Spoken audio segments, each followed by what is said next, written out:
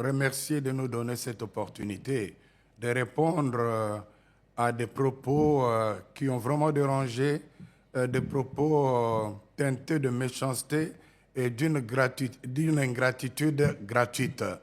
Des propos truffés de contre-vérités qu'en tant que secrétaire général de la SENCO, je ne peux pas laisser consommer par la population, surtout pas par nos fidèles que nous aimons tant et pour qui nous nous sacrifions.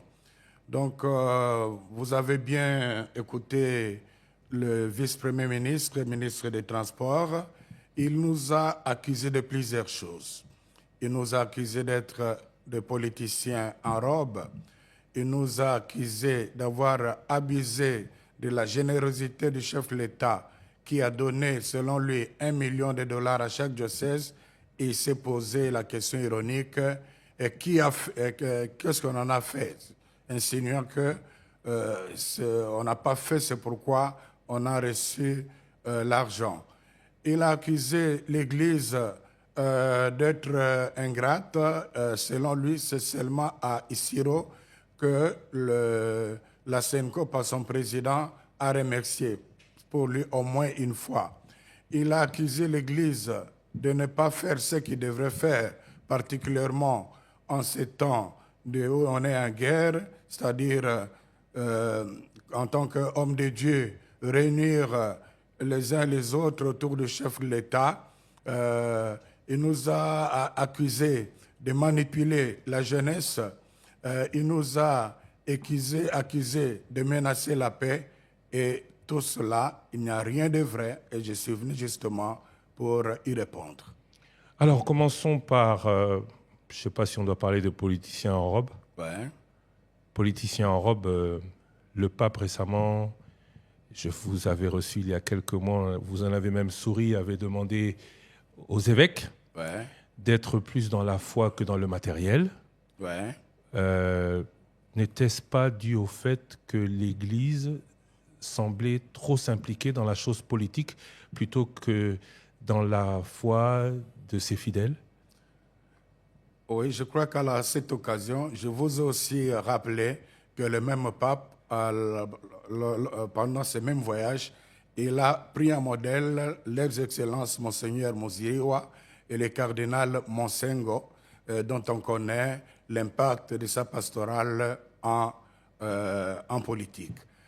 C'est vrai, à entendre le vice-premier ministre Jean-Pierre Bemba, en parlant de politiciens soutanes, il insinue qu'on s'implique trop dans la chose politique. C'est l'occasion pour moi de rappeler ce que j'ai toujours dit.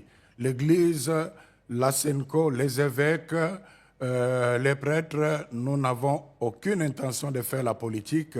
Ceux qui font la politique, c'est pour diriger, c'est pour briguer les responsabilités. Nous sommes là comme des pasteurs qui veillent sur le bien-être de leurs brebis. Et les mêmes brebis sont les citoyens dont la vie dépend de la gouvernance du pays. Si le pays est bien gouverné, si la population qui constitue nos brebis vive dignement, on ne verrait pas l'Église s'intéresser dans les questions politiques. Comme l'a dit autrefois le pape Benoît, l'Église ne peut pas se taire là où la population souffre. Donc, on est là comme des pasteurs. Si dans notre mise au point, j'ai fait allusion à la visite à La Haye, il y a naturellement d'abord le cardinal qui est allé même témoigner, mais je suis allé moi aussi, mais il ne dira pas que je suis allé le visiter comme politicien. Si c'était comme politicien, j'amènerais les caméras, j'en ferais la publicité. Justement, à ce propos, quand nous avons lancé l'Église, Jean-Pierre Bemba nous a joint. Il a dit ceci: l'Église ne m'a jamais rendu visite à la prison de La Haye. J'ai rencontré le cardinal Mbongo la première fois, c'était chez lui à la maison en 2018. À sa sortie de prison, je n'ai reçu aucune visite ni soutien de l'Église, rien du tout. Non, si c'est lui qui a dit, il a menti. La preuve, c'est son Excellence, la ministre Bazaïba. à qui j'ai demandé service. Je suis allé, je peux même vous décrire la cellule dans laquelle il était, combien de barrières on a traversées. S'il ne reconnaît pas ça, alors il y a quelque chose qui ne va pas. Quelque chose qui ne va pas. Son Excellence F. Bazaïba est là. Nous sommes allés avec elle. Non. Alors donc, là, vous confirmez que vous y étiez? Non, je ne comprends pas qu'ils disent qu'on ne lui a jamais rendu visite. D'accord. Vous parlez politique, vous dites que vous vous impliquez pas à la politique, mais récemment, aux États généraux de la justice, vous avez été clair sur le sujet de la Constitution. Je vous cite, ça serait irresponsable d'aller dans le sens du changement de la Constitution. La Constitution que nous avons est un pacte républicain qui a résolu un grand problème de sécurité dans notre pays. Vous parlez au nom de la CENCO. Ouais. Pourtant, l'Église catholique avait appelé à voter non l'actuelle Constitution de 2005. Écoutez, d'abord, l'Église catholique n'est pas contre les principes de réviser la Constitution, n'est pas contre le principe de réfléchir sur la Constitution. Pour l'Église catholique, c'est d'abord question d'opportunité. Évidemment, en ce moment-là, l'Église avait des raisons pour émettre ses réserves. Encore comme aujourd'hui, c'est son opinion. C'est son opinion. Mais les circonstances aujourd'hui sont telles que l'Église ne peut pas encourager ça. L'Église se dit que les gens ne peuvent pas réfléchir à tous les problèmes. On a parlé, Jean-Pierre Bemba a parlé de 4 articles qu'il faut changer. Beaucoup de gens se plaignent du fonctionnement des provinces, de la double nationalité, de beaucoup de problèmes qui pourraient être un frein. Vous dites on ne change pas la Constitution, mais on ne peut même pas y réfléchir. Non, non, c'est le contraire de ce Parce que le président a dit... C'est le contraire de ce que je viens. Je vous dis, le même président, quand on l'a vu, il nous a d'ailleurs apaisés. Il dit que ce n'était pas quelque chose de pressant. Et il avait raison de le dire par rapport à l'environnement actuel. Il a même dit que c'est quelque chose qu'on ne pouvait pas, dont lui ne prendrait pas la responsabilité, considérant la situation économique aujourd'hui, et qu'on ne prendrait pas la responsabilité d'aller dans la direction, d'orienter les choses dans la direction du référendum, parce que qui dit référendum, dit élection, qui dit élection, dit beaucoup d'argent. C'est lui qui l'a dit. Je n'étais pas seul, il l'a dit aux évêques, oui, que moi j'accompagnais. Oui, mais la révision de la Constitution ne veut pas forcément dire référendum. En 2011, on avait révisé la Constitution sans référendum. C'est-à-dire parce que dans la suite, quelques mois après, il n'exclut pas la possibilité de référendum en disant que c'est la population va trancher. Comment est-ce que la population va trancher, sinon à travers un référendum? Par ses élus à l'Assemblée nationale comme en 2011? Écoutez, mais si c'est dans ce sens-là, tant mieux. Mais même alors, par rapport la réflexion, on peut bien la faire. Mais l'opportunité, la situation sécuritaire aujourd'hui, même l'article 218 l'empêche d'ailleurs. Oui. C'est scandaleux qu'une partie du pays est occupée à aller dans ce sens-là. Mais c'est cracher sur ce monde-là. Oui, il y a quand même des priorités. Oui, mais vous dites que... Mais le principe de réfléchir, l'Église n'est pas contre ça. Vous êtes prêt à participer à cette commission que mettra en place le président de la République, puisque vous dites que le principe de réfléchir, vous l'acceptez? Non, l'Église n'a jamais refusé d'apporter sa contribution là où elle estime apporter une lumière.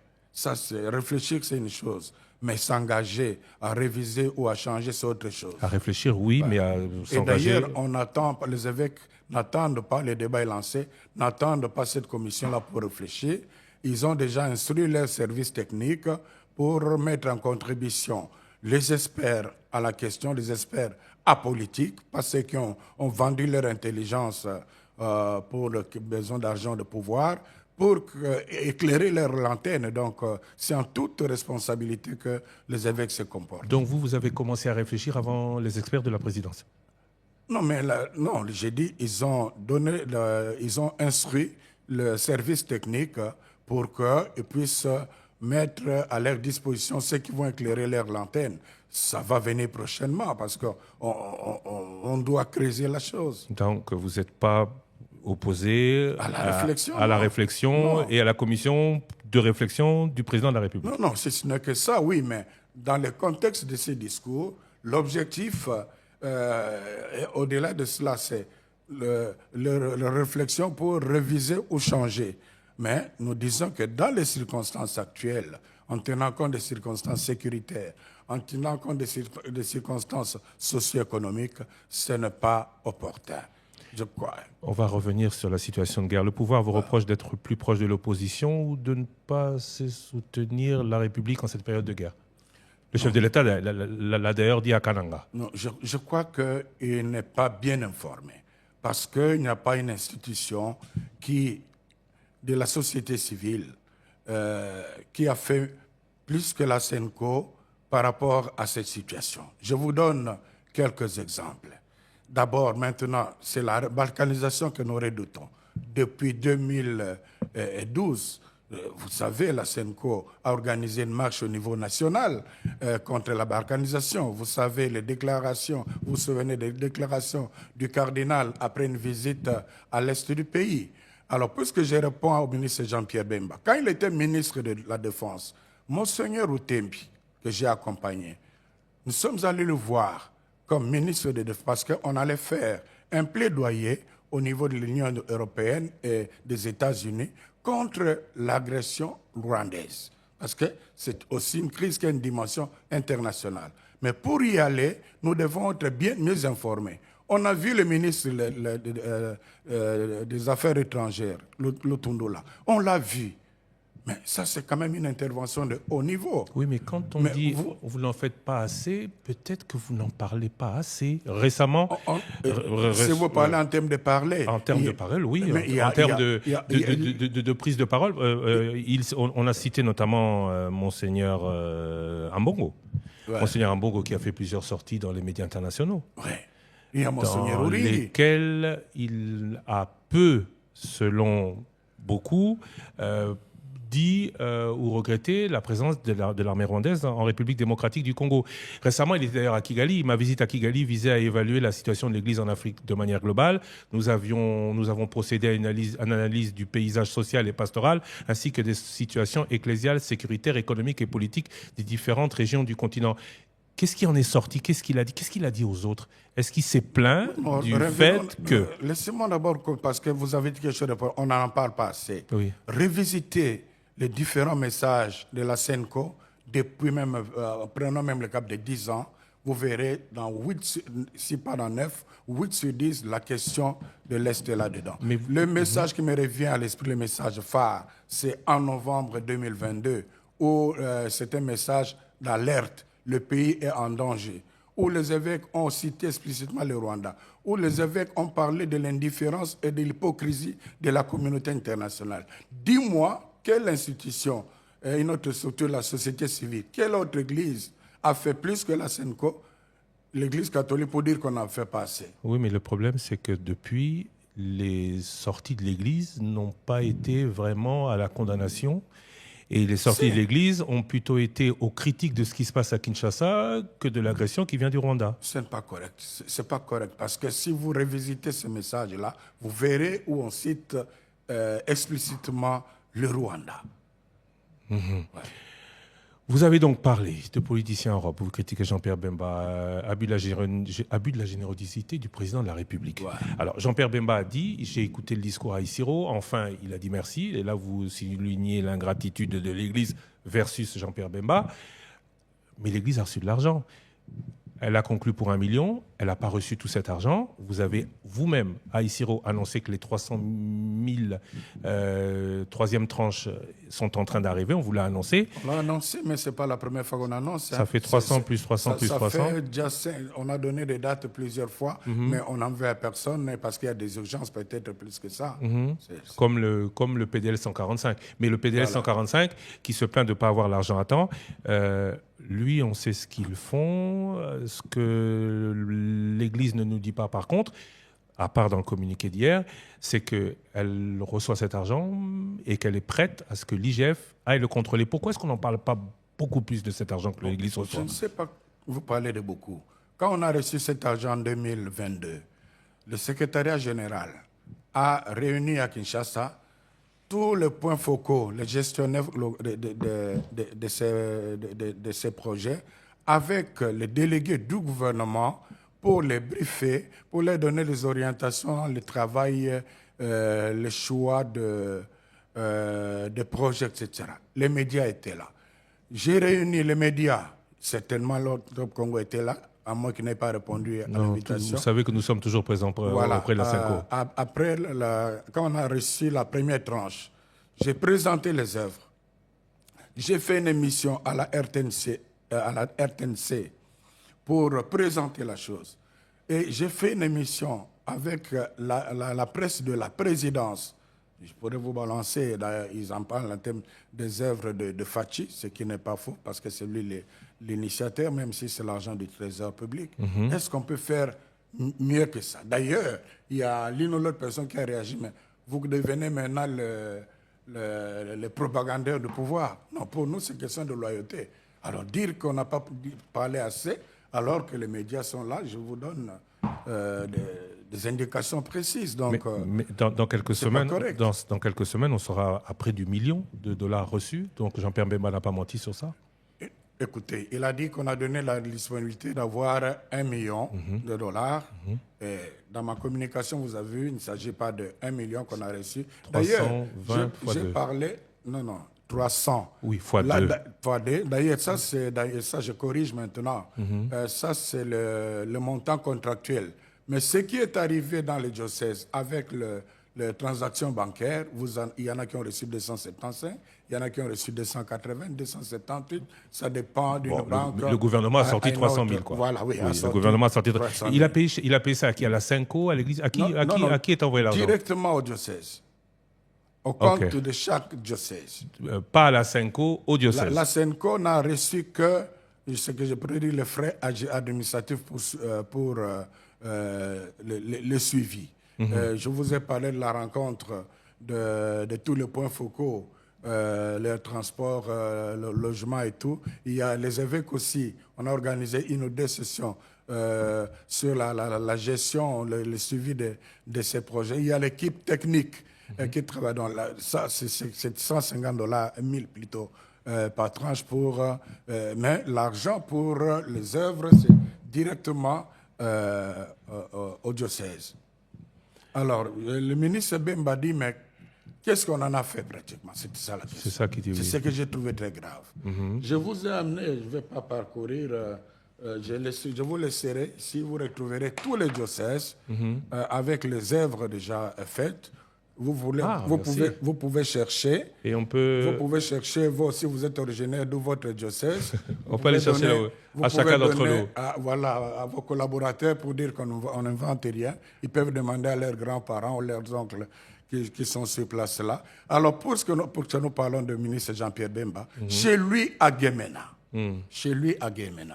l'unique centre où on peut avoir accès à un examen IRM avec le scanner, dans toute la province d'ailleurs, c'est un centre qui a été inauguré le 9 mars dans le cadre de ces projets.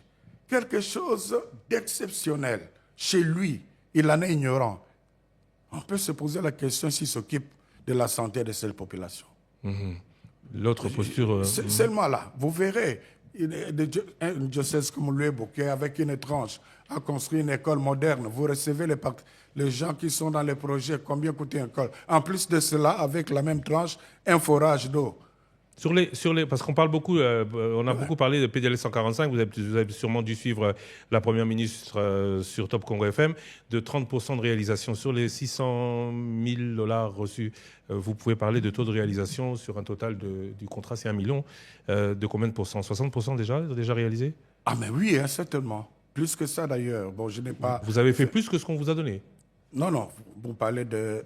Oui, parce qu'il y a des gens de diocèses qui ont préfinancé. Parce que, par exemple, qui sont même endettés. Boma, par exemple, il a construit un centre d'analyse biomédicale dont les équipements coûtent très, très cher.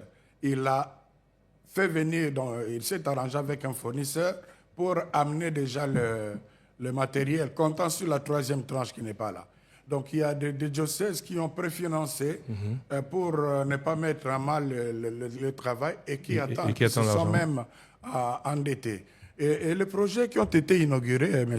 Lusakwen, Pablo Ayolté, on a c'était une recommandation de notre part, qu'on invite toujours l'autorité de l'État, la plus haute autorité de l'État qui est présente. S'il n'est pas disponible, donc l'État était là parce que c'est l'argent du gouvernement. Donc la transparence est là. La transparence est totale. Et vous avez dit dans votre message d'hier que vous êtes prêt à recevoir toutes les missions d'inspection pour vérifier que l'argent a bien été utilisé. Bien sûr. En ce moment, le pays est agressé. Ne doit-on pas attendre des pasteurs que vous êtes un message plus rassembleur? Ah, là encore, monsieur le conseiller, revisitez le message de la Senko. Aujourd'hui, quand on lit le message d'hier de la Senko, on sent la colère de l'Église. Non, parce que c'est l'ingratitude. Comme j'ai dit, une ingratitude gratuite. Ça, on ne peut pas se permettre. Mais puisque vous nous invitez à être plus rassembleurs, je vous renvoie dans le message de la Senko.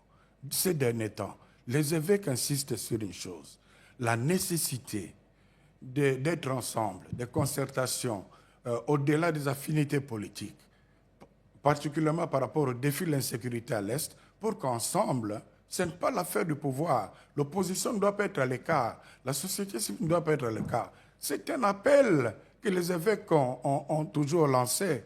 J'étais content que dernièrement ici, les chefs de l'État disent que la mission de l'Église réunit les uns des autres pour le dialogue. Mais nous l'avons toujours demandé. Oui, mais Jean-Pierre Bemba vous qu'est-ce qu'ils ont fait de ne pas faire assez bloc autour du président de la République, qui est quand même le symbole de l'État. Je vous ai dit quand vous organisez les fêtes, c'est lui qui est là. C'est vous qui avez dit merci. Parce que quand Jean-Pierre Bemba parlait de ce message, c'était votre message, vous, Monseigneur Chollet, à Isiro, qui remerciait et qui parlait de la 3e tranche attendue dans les prochaines semaines. C'est vous, Monseigneur Chollet, qui le disait. Vous remerciez le président de la République, vous acceptez les cadeaux du président de la République, vous faites appel au gouvernement et à la République quand il s'agit d'organisation interne, et quand il s'agit de dire aux fidèles, soyons tous derrière le président de la République, là, Jean-Pierre Bemba dit que vous êtes aux abonnés absents. Non, le message de la Senko est clair. C'est le président qui doit réunir les uns les autres. Et c'est la recommandation que l'Église n'a cessé de lui faire et qui n'a pas encore jusque-là eu un écho favorable. Mais, de son côté, l'Église a toujours approché le pouvoir sur ces questions. En 2021, il y avait une mission de la Senko avec la CEAC qui est allée dans le nord et le sud Kivu, en pleine guerre. Il y a un rapport qui a été donné et au président de la République et au président de l'Assemblée nationale, M. Mbosso. En 2019, au mois de juillet, j'ai accompagné Monseigneur Utembi qui a rencontré, avec la facilitation des évêques de l'Ouganda, le président Museveni par rapport à la question des ADF Nalo. Après avoir eu l'entretien avec lui, après l'avoir écouté, ce sont des choses qu'il ne veut pas dire publiquement, après avoir perçu une préoccupation, on est arrivé et on a demandé rendez-vous d'urgence au président de la République en Célé, et nous avions quitté ce séjour-là à 23 heures. Donc, je vous ai donné l'exemple de la rencontre avec le ministre de Défense, l'honoré de Défense, avec le ministre de Lotundula. Mais c'est avec le gouvernement que nous voulons travailler, mais nous voulons que les autres soient là aussi. Quels autres? Les autres acteurs politiques de la société civile. Donc, pas seulement le gouvernement, l'opposition. Mais c'est une cause. C'est-à-dire nous serons plus forts si nous créons une forte dynamique nationale pour décourager ça. Et fort de ce que le président, la recommandation du président a rassemblé les autres, et c'est d'ailleurs notre mission, c'est aussi, ne soyez pas surpris si on essaie de rencontrer l'un ou l'autre pour les ramener à une dynamique comme ce que le président. Retour un peu sur les bientôt 900 000, hein, parce que c'est 600 000 pour le moment, vous l'avez dit. Pourquoi l'Église catholique? Vous êtes la seule Église de toutes les Églises, les protestants, les kimbanguistes reçoivent aussi cet argent? Bon, je crois que le président lui-même sait. Il y a l'expertise que nous avons au niveau du développement qui n'est pas contesté. Il y a l'avantage que nous avons de la présence dans les territoires nationaux. Et puis il sait, et je l'ai souligné, je l'ai écrit dans les communiqués, mais chaque année, ce sont des fonds immenses que l'Église sort pour les œuvres d'utilité publique. Je crois qu'un travail que nous devons faire, vous savez, on fait tout ça aussi d'abord comme chrétien, comme homme de Dieu.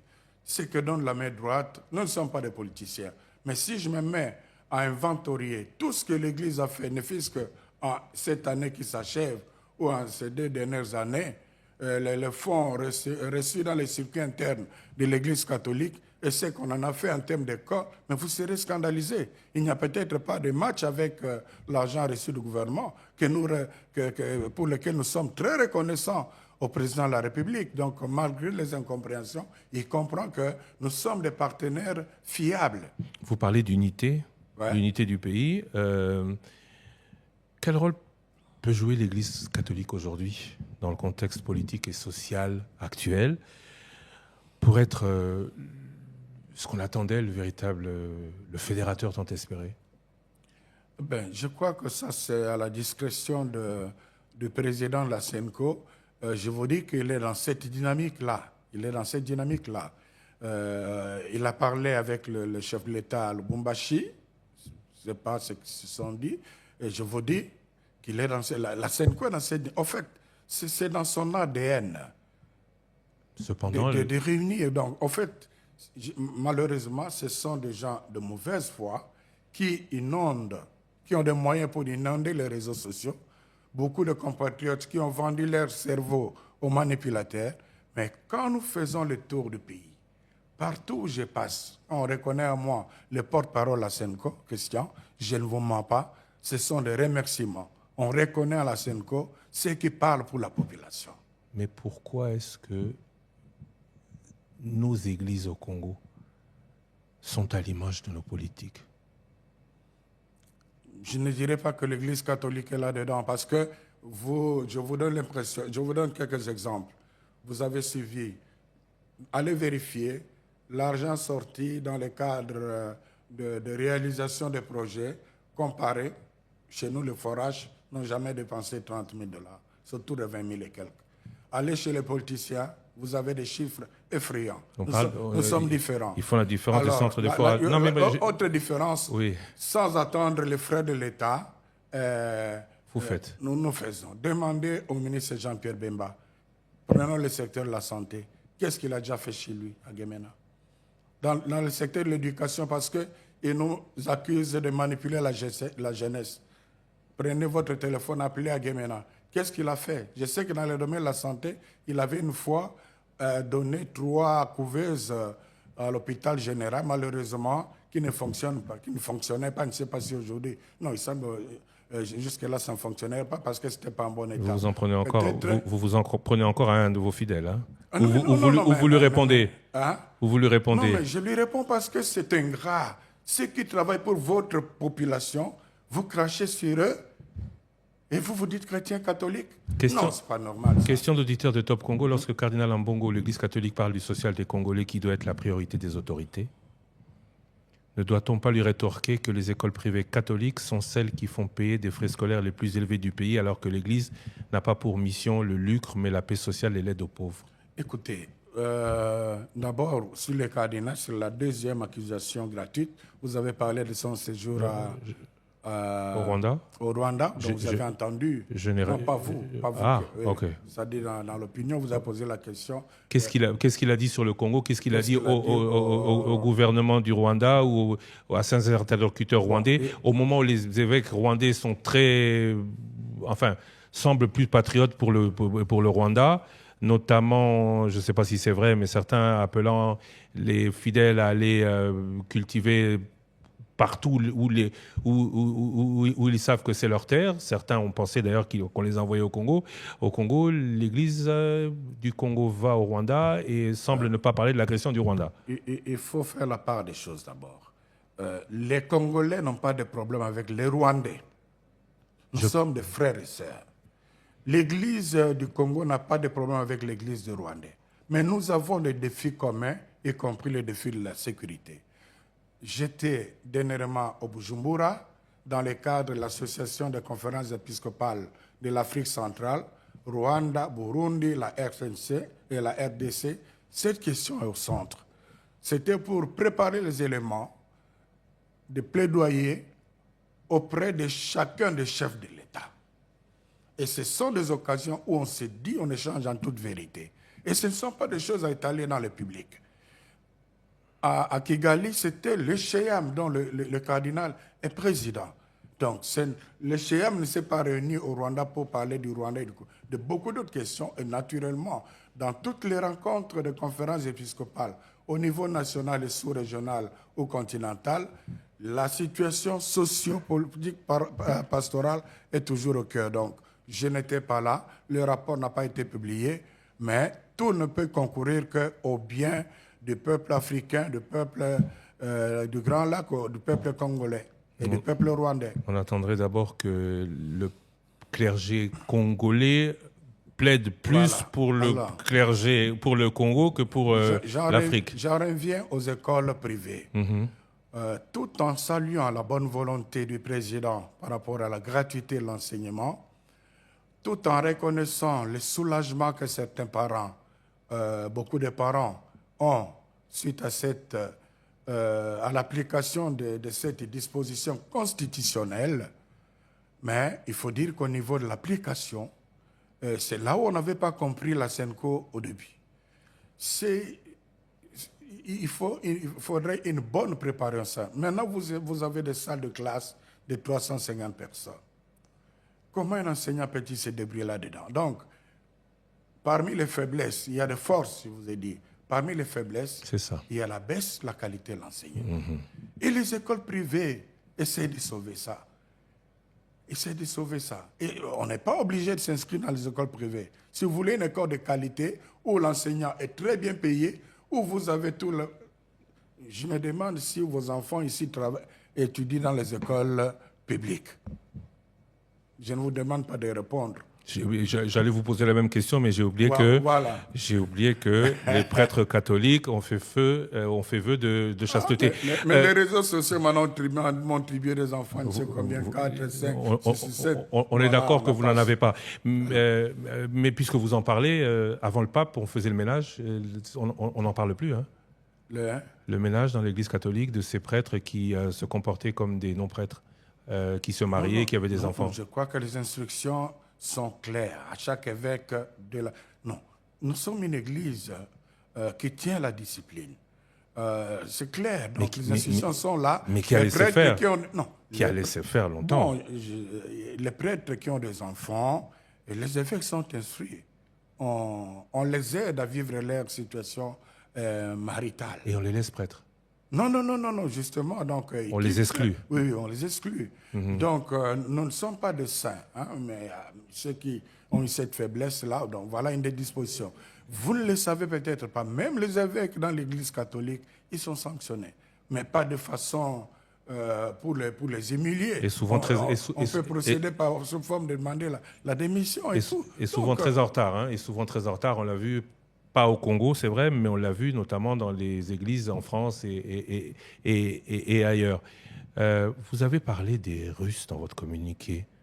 Des Russes. Jean-Pierre Bemba, vous avez accusé Jean-Pierre Bemba, c'était sur Top Congo FM, n'a jamais cité l'Église catholique. Il a cité, c'était à mon micro, une grande organisation. Pourquoi est-ce que vous êtes religieuse? Une grande organisation. Religieuse. Réécouter. On va réécouter. Voilà. Mais des grandes organisations. Mais des grandes organisations religieuses, il y a vous, il y a les protestants, il y a les kimbanguistes. C'était la même mission. Non, les protestants sont avec les catholiques et les autres sont ensemble. Ça pouvait ne pas être vous. Pourquoi vous êtes-vous senti visé? D'ailleurs, dans l'émission de mercredi, il a mis du temps avant de citer l'Église catholique. Vous l'avez constaté. Il voulait pas. L'Église catholique, mais c'est ça. Oui, mais cette fois-ci, je comprends votre réaction. Mais pour les Russes, je ne sais pas pourquoi vous réagissez aujourd'hui, près d'un an après, alors qu'il ne vous a pas cité. Écoutez, nous ne sommes pas de ceux-là qui... Non, on a laissé passer, mais quand on voit maintenant que ça devient un problème sérieux, il parle de nous avec dédain. Il n'avait pas deux organisations importantes, deux grandes organisations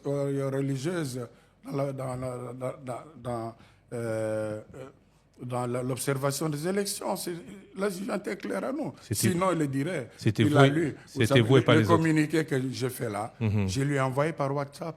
Je lui ai envoyé par WhatsApp. Il vous a rappelé? Non, il n'a pas rappelé. Mais il pouvait me dire que, bon, ici vous avez menti, ici vous avez menti. Mais là, je suis désolé. Si vous dites qu'il n'a jamais reçu une visite à la Haye, alors que le cardinal est parti même témoigner devant le tribunal, il ne s'en souvient pas. Cardinal Monsengo. Ambongo, devant les juges, et qu'ils vous écrivent que...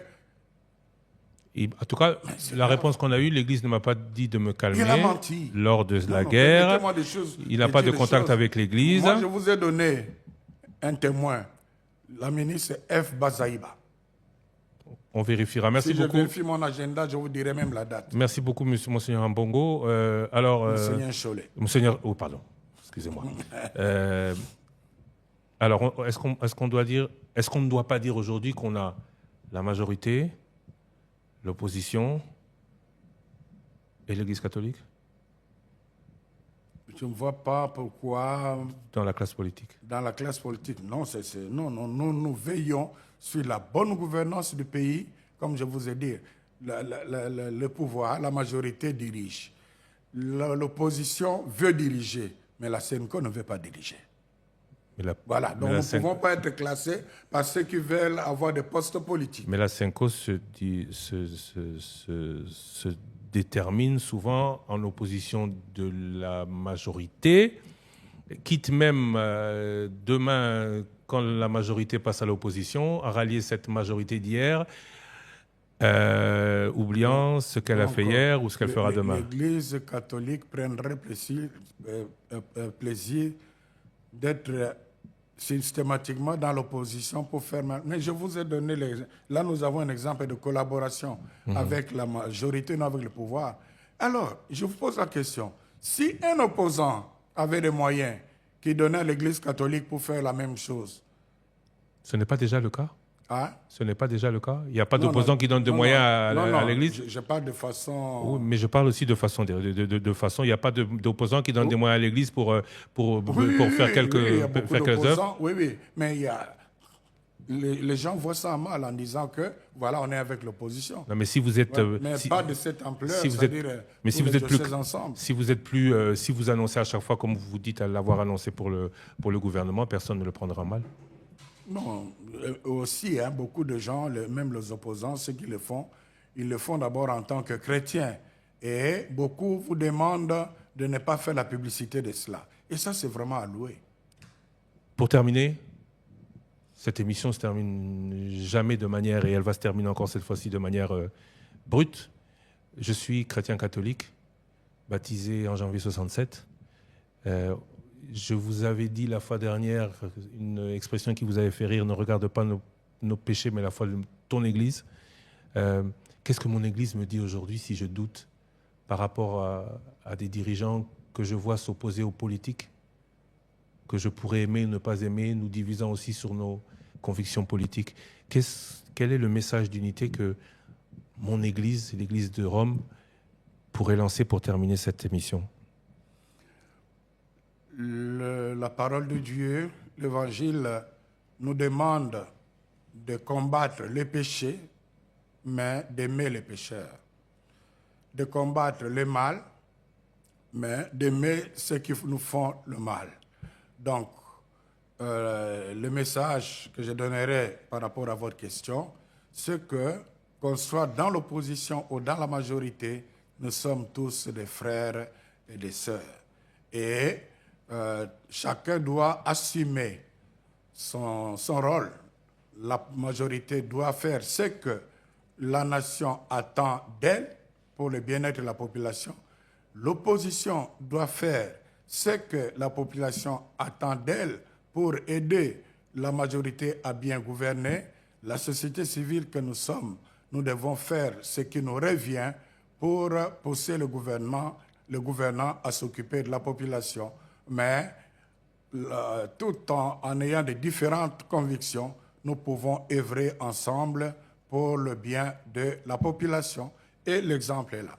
Et dans tous les cas, qu'on soit de l'opposition, de la majorité, de la société civile, nous sommes tous frères, n'est-ce pas? sommes tous frères, exactement. Et vous retrouvez les catholiques dans toutes ces catégories-là. Et ce sont nos fidèles.